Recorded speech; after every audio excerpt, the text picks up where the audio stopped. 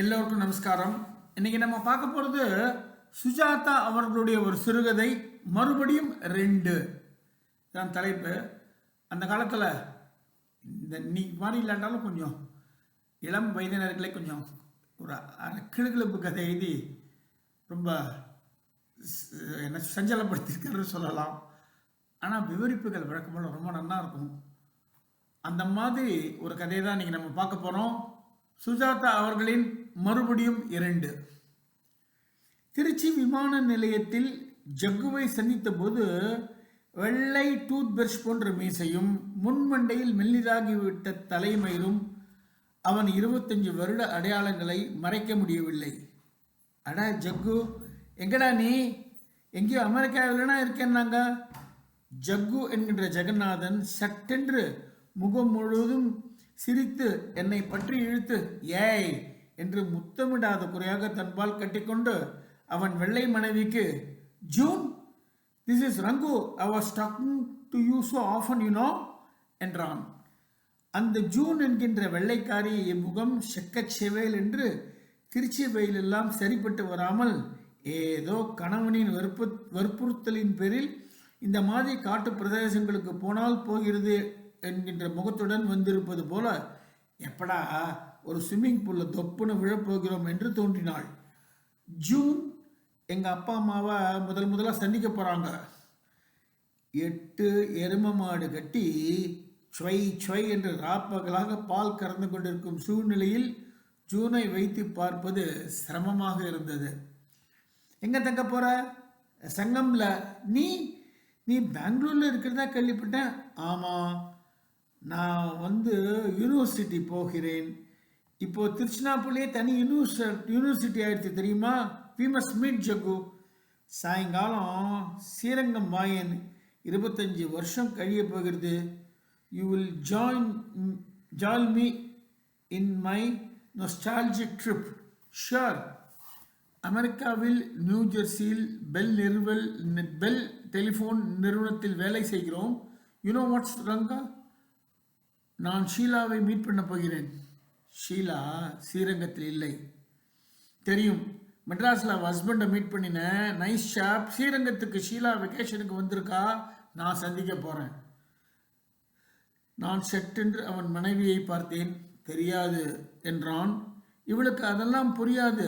நான் மௌனமாக இருக்க ஸ்ரீரங்கத்துக்கு போகிறதே முக்கியமான காரணம் ஷீலா தான். ஏமாந்து போக போகிற. எப்படி சொல்கிற? Darling, will you collect that luggage என்று மனைவியை தற்காலிகமாக ஷூ காட்டி பிரித்து அனுப்பி வைத்தான். சொல்லு, எப்படி ஏமாறுவேன்? 25 வருஷம் ஆயிடுத்து. ஷீலா அப்படியே இருப்பான்னு எதிர்பார்க்குறியா? சேச்சே, நான் அவ்வளோ முட்டாள் இல்லை. நீ என்ன எதிர்பார்க்குற? Nothing. I just want to see her. பார்க்கணும், அவ்வளோதான். பார்த்து ஜஸ்ட் பார்க்கணும். என்னை அப்படி ஆட்டி படைச்ச முகம் இன்னைக்கு எப்படி இருக்குன்னு, அவ்வளவுதானா? அவன் என்னோட பேசுவாளா என்றான். கண்கள் 25 வருட தூர பார்வை பார்த்தன. Why not? அப்போ கேட்டுட்டு போகிறேன். என்ன, ஏன் அன்னைக்கு வரலன்னு? வெள்ளைக்கார மனைவி அவர்கள் லக்கேஜ் பெட்டியை சின்ன சக்கரங்களில் நாய் போல் இழுத்து என்னை பார்த்து பொய்யாக சிரித்தாள். Can I get mineral water here? Possibly in Spencer's. I'm not sure என்றேன். ஜூன் இந்தியா வந்ததிலிருந்து வயிறு கெட்டு போய்விட்டது. பீஷ்மர் கோவில் நல்ல கார சாப்பாடு. ஜோ டோன்ட் என்று அதட்டினாள். டப்பா கட்டி கொண்டு காக்கி சட்டை போட்டு கொடுத்த டாக்ஸிக்காரன் அவர்களை உள்ளே அனுப்பி அரதல் டாக்ஸியின் கதவை பத்திரமாக சாத்தி அழைத்து செல்ல நான் ஜக்கு சென்ற திசையை பார்த்து சற்று நேரமே வீழ்த்தி கொண்டிருந்தேன். சித்திரை வீதியே ஷீலாவை சைட் அடித்து கொண்டிருந்தது. எங்கள் வீட்டுக்கு எதிரே சேட்டு வீடு இருந்தது. அதில் பெரிய சேட்டு, சின்ன சேட்டு என்று இருந்தார்கள். அவர்கள் பெயரெல்லாம் எனக்கு தெரியாது. இந்த தாசு அந்த தாசு என்பார்கள். பணக்காரர்கள். ரேக்லா வண்டி, குஞ்சம் போட்ட குதிரை வண்டி, வில்வண்டி என்றெல்லாம் இருக்கும். பெரியதொரு திண்ணையில் பெரிசாக ஜமக்காலம் விரித்து எப்பொழுதும் வெற்றிலை புட்டி. சின்ன சேட்டுக்கு சிவப்பாக 4 பெண்கள் இருந்தார்கள். அவர்களில் கடைசிதான் ஷீலா. பிஸ்கி பிஸ்கி என்று கூப்பிடுவார்கள். வீட்டுக்குள் இந்தியோ குஜராத்தியோ பேசிக்கொண்டிருந்தாலும் படித்ததெல்லாம் தமிழ் ஆதலால் தமிழ் நன்றாகவே பேசும். நல்ல சிவப்பாக வருஷம் பூரா இரட்டை பின்னல், கொலுசு, கால்கள் எல்லாம் ரோஜா பூ மாதிரி இருக்கும். வெயிலுக்கும் வெக்கத்துக்கும் நிஜமாகவே கண்ணம் சிவக்கும். ஒரு மாதிரி பச்சையாக தெளிவான நீரோடை போல கண்கள். பற்கள் தான் கொஞ்சம் தூக்கல். அந்த வயசில் அது கூட அழகாகவே இருந்தது. அது அந்த வட்டாரத்து ராணி அவள்தான். இப்பொழுதெல்லாம் காதல் எப்படி பண்ணுகிறார்களோ தெரியவில்லை. நாங்கள் சின்னவர்களாக இருக்கும்போது காதல் உபத்திரவம் இல்லாதது. கிரிக்கெட் ஆடவோ பம்பரம் ஆடவோ சமய சந்தர்ப்பம் இல்லாத போது, கொள்ளிடத்தில் வெள்ளம் வந்தபொழுது, கோடை பந்தல் போடும்போது, ஸ்கூல் மைதானத்தில் புதுசாக புல் வெட்டி வாசனையாக இருக்கும்போது நாங்கள் காதல் செய்வோம். அதிலும் நிறைய துறைகள் உண்டு. மெல்லிய காதலை முதல் பசந்தன்றே தோல் சாய்ன வேதில் அல்குல் வரியும் வாடின என்ற பாலத்தினையெல்லாம் கிடையாது. வாடகை சைக்கிள் எடுத்து நைஸாக ஸ்டைலாக காலரை தூக்கி விட்டு கொண்டு போய் அவள் வீட்டு முன்னாடி ஒரு ரவுண்ட் அடித்து விட்டால் அது ஒரு மாதிரி காதல் தான். அதற்கு மேலே அவள் கையில் வைத்திருக்கும் குழந்தைக்கு ஒரு முத்தம் கொடுத்து விட்டால் கணிசமான முன்னேற்றம். லெட்டர் கொடுத்து விட்டால் ரொம்ப பெரிய விஷயம். அவர்கள் வீட்டில் சர்க்கஸுக்கோ ரங்கராஜ கோட்டைக்கோ போகும்போது கூட போய் பெஞ்சின் பின் சீட்டில் உட்கார்ந்து கொண்டு இருட்டினும் பிஸ்கி என்று ஸ்பஷ்டமாக கூப்பிட்டு விட்டால் அது ஒரு PhD வாங்கின மாதிரி. ஃபிசிக்கலாக எதுவும் கிடையாது. இந்த கால வழக்கம் போல தொடக்கூட மாட்டோம். பிஸ்கி அவள் வீடு தண்ணியில் உட்கார்ந்து கொண்டு சிநேகிதியுடன் சிரித்து பேசி கொண்டிருக்கும் போது எங்கள் வீட்டில் ஒரு பொதுக்கூட்டமே கூடிவிடும். சீமு வருவான், ஜக்கு தவறாமல் வருவான். வத்சலாவுக்கு ஷீலா மேலே ஒரு வித பொறாமை. இந்த பள்ளிக்கு இந்த ஆட்டம் ஆடுறீங்க, அவள் மட்டும் பார்க்க சுமாராக இருந்துட்டா என்பாள். வத்சலாவுக்கு அவள் மேல் பொறாமைதான். வருகின்ற பையன்கள் எல்லோருமே எதிர் வீட்டை பார்த்து கொண்டேதான் லாசாராவை பற்றியோ ஆஸ்திரேலியா டூர் பற்றியோ உமரிக்கர் பற்றியோ பராசக்தி பற்றியோ பேசினால் எவளுக்கு தான் பொறாமை ஏற்படாது. அதுவும் வத்சலா ஒன்றும் பார்க்க மோசமில்லை. மற்றவர்கள் எல்லோரும் ஒரு மாதிரியாக ஷீலாவை சைட் அடித்த போது ஜக்கு ஒருத்தன் தான் தீவிரமாக அவளை கல்யாணம் பண்ணி கொள்ள வேண்டும், முத்தம் கொடுக்க வேண்டும் என்றெல்லாம் ஆரம்பித்தான். குறுந்தகை மாதிரி ராஜமாணிகத்தை கேட்டு கவிதையெல்லாம் பிஸ்குப்ரியா என்ற புனை பெயரில் எழுதி எனக்கு படித்து காட்டி அவளிடம் கொடுத்தான். டேய், அவங்கெல்லாம் சேட்டுடா, வீட்டில் பேசுகிற பாஷையே வேற, ரிலிஜன் கூட வேற. உங்கள் அப்பா அம்மாவும் சம்மதிக்க மாட்டாங்க. எப்படிரா ஜக்கு அதுதான் அந்த உறவில் இருந்த கவிதை என்று ஷீலாவை கல்யாணம் செய்து கொள்ள முடியாவிட்டால் உயிர் வாழ்வதில் அர்த்தமில்லை என்று மலைக்கோட்டை போய் அல்லது கொள்ளிடத்தில் ரயில் பாலத்தில் தற்கொலை செய்து கொண்டு விடுவேன் என்றெல்லாம் பேசினான். நாங்கள் புருடா விடாதே என்று சிரித்தோம். அதன் பின் ஷீலா ஜக்குவின் சொத்து ஆகிவிட்டது. மற்றவர்கள் அவளை பற்றி பேசுவதோ அல்லது அவளை பார்ப்பதோ விரும்பவில்லை. ஒரு முறை சீமு ஷீலாவை 1000 மண்டபத்தில் மடக்கிவிட்டதாக பொய் சொன்னபோது ஜக்கு அவனை புளிய மிளாரினால் வீறு என்று வீறிவிட நாங்கள் என்ன இது ராட்சச காதலாக இருக்கே என்று ஷீலாவை பற்றி அவன் மத்தியில் பேசுவதையே நிறுத்திவிட்டோம். ஜக்கு எல்லாவற்றிலுமே கொஞ்சம் தைரியம் உள்ளவன். சின்ன சேட்டியிடம் போய் ஒரு முறை நேரடியாக கேட்டுவிட்டான். நான் உங்கள் மகளை கல்யாணம் செய்து கொள்ள விரும்புகிறேன்.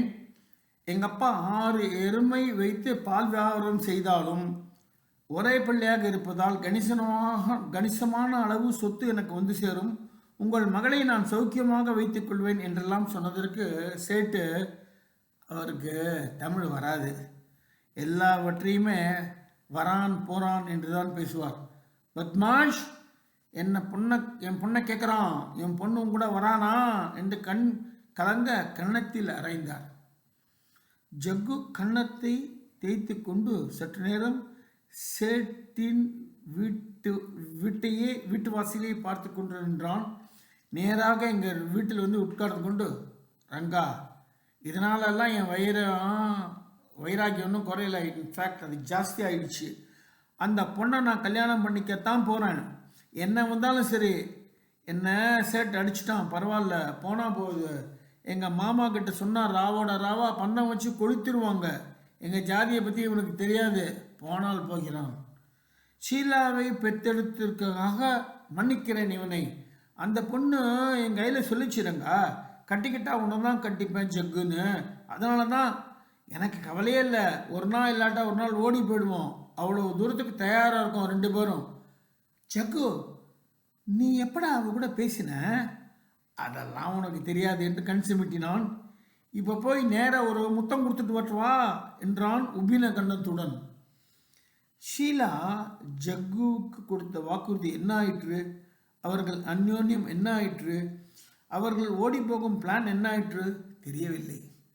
சேட்டு வீட்டை சுற்றி அதிக ஆண் கும்பலாகி விட்டது என்று திருச்சியில் மரக்கடை வைத்திருக்கும் இன்னொரு சேட்டின் பையனோடு சட்டு புட்டு ஷீலாவுக்கு கல்யாண ஏற்பாடு செய்து விட்டார்.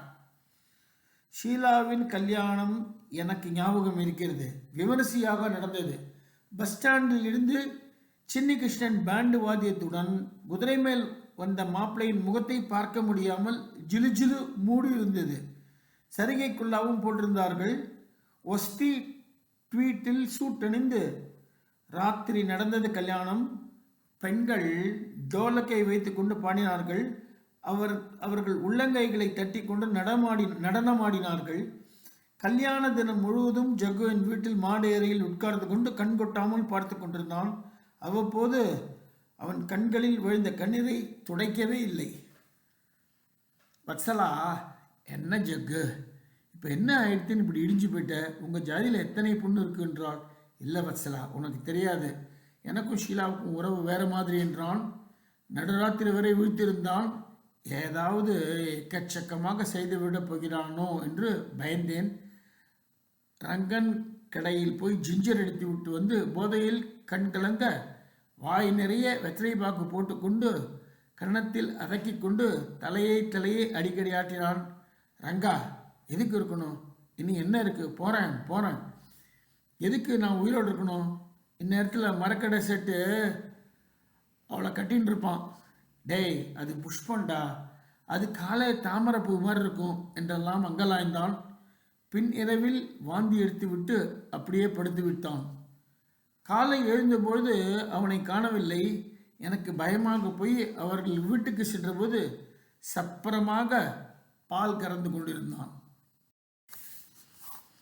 பல்கலைக்கழகத்தில் என் வேலை முடிந்ததும் சங்கம் ஹோட்டலில் அவனை போய் பார்த்தேன். ஜூன் வரல, அதுவும் எனக்கு சௌரியமாகி விட்டது. வா போகலாம். ஷீலாவை பார்க்க வேண்டும். உங்கள் வீட்டில் யார் இருக்கா? குடுத்தனக்காரங்க. திண்ணையில் உட்கார முடியல? தாராளமாக என்று சிரித்தேன். இங்கிருந்து உங்கள் வீட்டில் உட்கார்ந்துக்கிட்டு எதிரே சேட்டு வீட்டை பார்க்க போகிறேன். ஷீலா வருவா இல்லை? வாட் யூ வாண்ட் சுக்கு? எதுக்கு கடல் கடந்து ஆயிரக்கணக்கான மைல் கடந்து New Jersey Bell telephone laboratory பீடத்திலிருந்து ஸ்ரீரங்கம் கீழ் சித்திரை வீதிக்கு இறங்கி வந்திருக்க?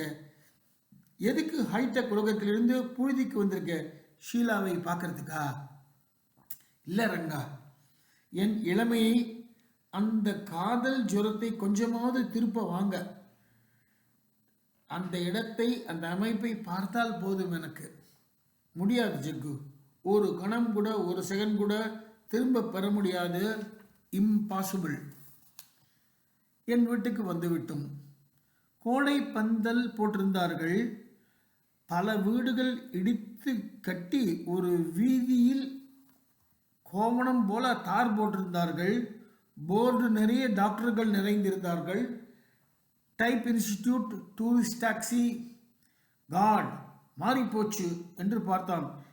பிஸ்கி என்று சன்னமாக கூப்பிட்டான். சேட்டு வீட்டில் கம்பி போட்டிருந்தார்கள். மாடியில் போஸ்ட் ஆஃபீஸ் வைத்து அதன் முகம் மாறி போயிருந்தது. It's hopeless. இந்த தெருவோட அடையாளமே மாறி போச்சு ரங்கா. ஜக்கு சட்டென்று my god look at that என்றான்.